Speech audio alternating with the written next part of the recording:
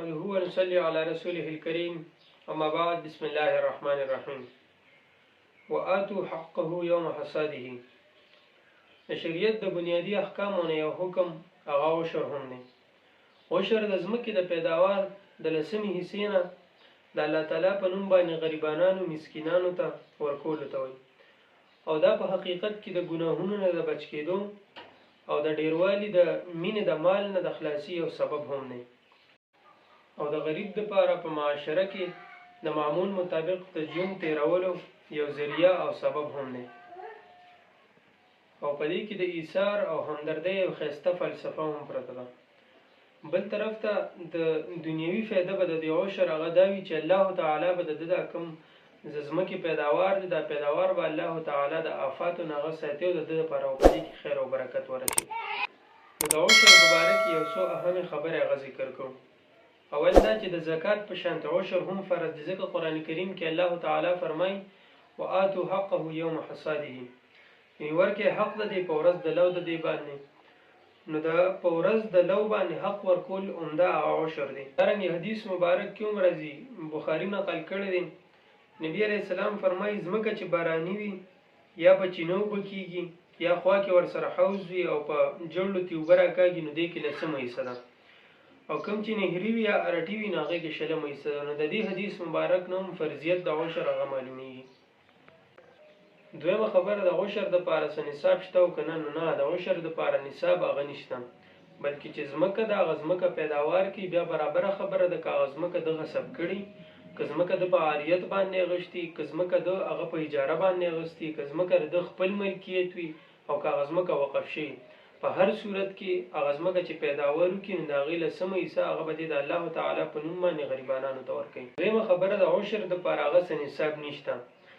چې کوم فصل هغه مقصود وي د کوم فصل کرلی او مقصود وي د هغه به د هغې نه به د عشر ورکوي. لکه غنم دي، غنم د وکرل نو د ده نه مقصود د دې غنمو نه هغه دانې دي، هغه بوس مقصود نه دي، نو په دې بوسو کې د ده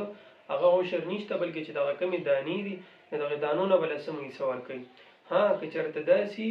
بعضې علاقو کې داسې یا یو کس هغه غنم د دې دپاره وکرل چې زه د دې نه بوس حاصل کړم او مقصود د دغه بوس وي،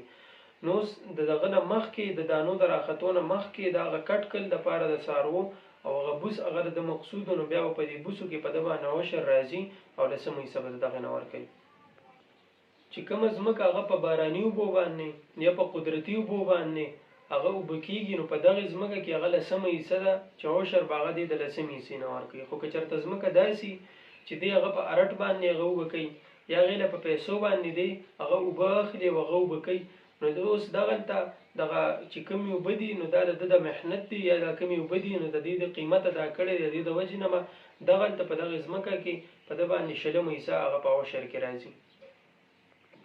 اوس که یو فصل هغه داسې چې هغه هم په قدرتي اوبو باندې هغه اوبه کېږي، هم په ټیوبویل په اوبو باندې هغه اوبه کېږي، یعنې د محنت په اوبو باندې، نو اوس دغې ځای کې به دې عشر هغه د سویمې حصې نه ورکوي. نو اوس به دلته دې ګوري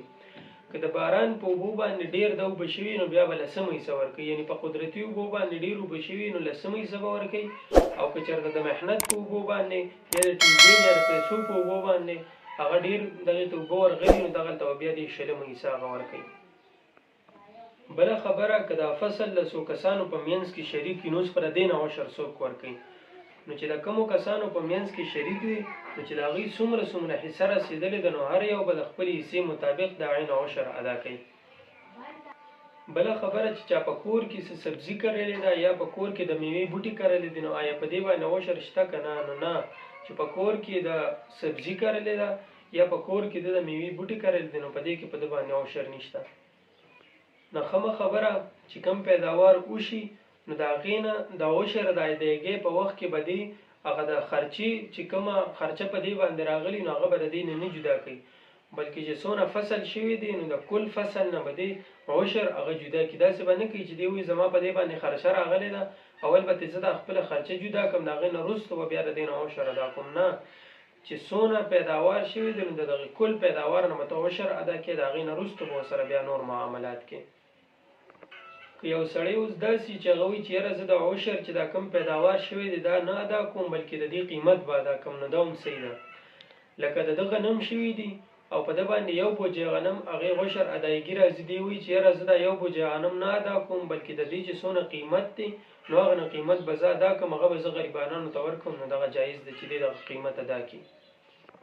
بله خبره چې د ده په دې پټي کې هغه داسې واښه راوختل چې دی د هغې دیکبال نه کوي، یو زیاتي شانتې واښه راختلي دي،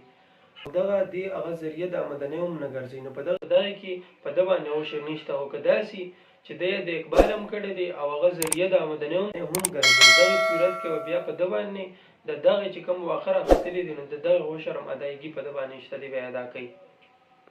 اوس که یو کس هغه داسې چې ځمکه د هغه خپله ده خو هغه بل چا په اجاره باندې ورکړې ده، نو د دې د عشر به څوک ادا کوي؟ نو هغه کوم کس چې په اجاره باندې ځمکه اخیستې ده نو دا عشر به هم هغه ادا کوي. داسې نه ده چې دا کوم د ځمکې مالک دی دی به ادا کوي، نه، د ځمکې مالک هغه به عشر نه ادا کوي بلکې چې کوم زمیندار دی نو د عشر ادایګي هغه په هغې زمیندار باندې لازمه ده. اقول قولي هذا استغفر الله لي ولكم ولسائر المسلمين.